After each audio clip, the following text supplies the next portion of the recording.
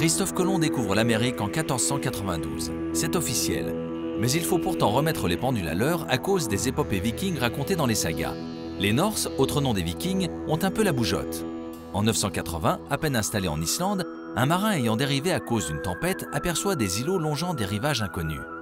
Éric le Rouge, tout juste banni d'Islande à la suite d'un crime, part en quête de ces mystérieux îlots.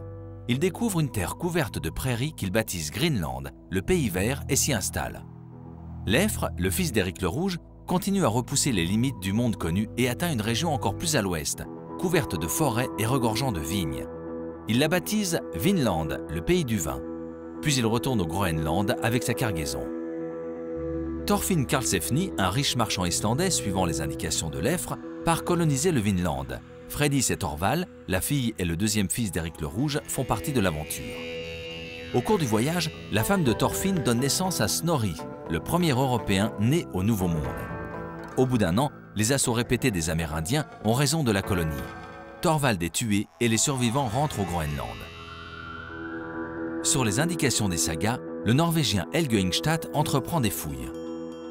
En 1960, à Landsmido, sur l'île de Terre-Neuve, 6 habitations et une forge sont mises au jour, datées scientifiquement du XIe siècle. En avance de 5 siècles sur Christophe Colomb, les Vikings ont découvert l'Amérique.